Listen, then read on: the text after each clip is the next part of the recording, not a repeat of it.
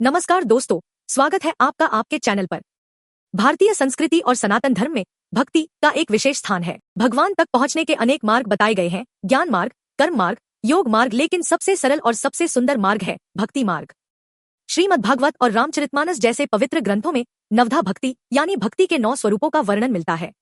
आज के इस वीडियो में हम विस्तार से जानेंगे भक्ति के 9 रूप कौन से हैं, उनका महत्व क्या है। तो चलिए शुरू करते हैं इस दिव्य यात्रा को। सबसे पहले समझते हैं कि नवधा भक्ति है क्या। नव का अर्थ है 9 और भक्ति का अर्थ है भगवान के प्रति पूर्ण प्रेम और समर्पण। रामचरितमानस में गोस्वामी तुलसीदास जी ने स्पष्ट रूप से बताया है कि जो भी साधक इन 9 प्रकार की भक्ति में से किसी एक का भी पालन करता है वह भगवान की कृपा का पात्र बन जाता है। ये 9 प्रकार की भक्ति है। श्रवण करना, कीर्तन भगवान का गुणगान, स्मरण भगवान का ध्यान, पदसेवन भगवान की सेवा, अर्चन पूजन, वंदन प्रणाम नमस्कार, दास्य भगवान का सेवक भाव, साख्य मित्र भाव, आत्मनिवेदन पूर्ण समर्पण। अब आइए एक एक करके हर भक्ति को गहराई से समझते हैं। पहली है श्रवण भक्ति, अर्थात भगवान की कथाओं, लीलाओं और नाम का श्रवण करना कहा गया है। श्रवणम कीर्तनम विष्णोः स्मरण पादसेवन, अर्थात भगवान विष्णु के गुणों का श्रवण करना ही भक्ति का पहला सोपान है। उदाहरण, परीक्षित राजा ने केवल 7 दिन तक श्रीमद्भागवत कथा का श्रवण किया और मोक्ष प्राप्त कर लिया। तो दोस्तों, रोजाना कुछ समय भगवान की कथा, भजन या प्रवचन सुनना श्रवण भक्ति है। दूसरी है कीर्तन भक्ति, भगवान का नाम जपना, गाना और उनके गुणों का प्रचार करना। भक्ति आंदोलन में संत मीरा, सूरदास और नामदेव जैसे भक्तों ने कीर्तन को ही अपने जीवन का साधन बनाया। आज भी जब हम मंदिरों, सत्संगों या घर पर भजन कीर्तन करते हैं तो यह भगवान के प्रति प्रेम प्रकट करने का सबसे सुंदर तरीका है। तीसरी है स्मरण भक्ति, यानी हर समय भगवान को स्मरण करना, ध्यान करना। यह मन की एक अवस्था है, चाहे आप काम पर हो या घर पर, मन ही मन भगवान का नाम लेते रहना ही स्मरण भक्ति है। उदाहरण, प्रहलाद ने बचपन से ही हर पल भगवान विष्णु को याद किया और कठिन से कठिन परिस्थितियों में भी सुरक्षित रहे। चौथी है पदसेवन भक्ति, पद का अर्थ है चरण। इसका मतलब है भगवान के चरणों की सेवा करना।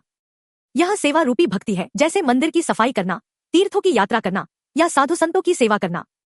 रामायण में शबरी माता ने अपने जीवन को भगवान राम की सेवा में समर्पित कर दिया। यह पादसेवन भक्ति का सुंदर उदाहरण है। पांचवी है अर्चन भक्ति। इसका अर्थ है भगवान की मूर्ति, चित्र या प्रतीक के सामने पूजा पाठ करना, फूल अर्पण करना, दीपक जलाना, मंत्र जाप करना, यह सब अर्चन भक्ति है। लेकिन याद रखिए, पूजा केवल कर्मकांड नहीं है, बल्कि सच्ची भावना से भगवान का पूजन ही अर्चन भक्ति है। छठी है वंदन भक्ति। वंदन का अर्थ है प्रणाम करना, भगवान के सामने अपना अहंकार त्यागना। जब हम सिर झुकाते हैं तो केवल शरीर नहीं झुकता, बल्कि हमारा मन और अहंकार भी झुकता है, यही सच्चा वंदन। सातवीं है दास्य भक्ति। इसमें भक्त स्वयं को भगवान का दास मानकर उनकी सेवा करता है। हनुमान जी इसका सर्वोत्तम उदाहरण है। उन्होंने आजीवन श्रीराम की सेवा को ही अपना जीवन धर्म बना लिया। दास्य भक्ति हमें निस्वार्थ सेवा की प्रेरणा देती है। आठवीं है साख्य भक्ति। यह भगवान को अपना सच्चा मित्र मानने की भक्ति है। भगवान श्री कृष्ण और अर्जुन का संबंध इसका आदर्श उदाहरण है।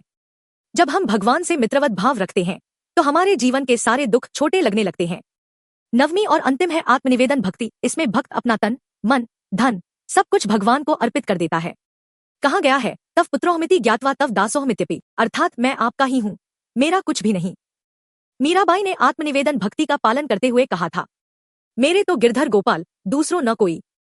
यह भक्ति हमें पूर्ण समर्पण का संदेश देती है। तो दोस्तों, यह थी भक्ति के 9 स्वरूप: श्रवण, कीर्तन, स्मरण, पादसेवन, अर्चन, वंदन, दास्य, साख्य और आत्मनिवेदन। इनमें से किसी एक भक्ति को भी यदि हम सच्चे मन से अपनाएं तो हमारा जीवन सुखमय और पवित्र हो सकता है। भक्ति का मार्ग हमें केवल भगवान तक नहीं ले जाता, बल्कि हमारे मन को शांति और जीवन को सार्थक बनाता है। अगर आपको यह वीडियो अच्छा लगा हो तो लाइक और शेयर जरूर करें और चैनल को सब्सक्राइब करना न भूलें।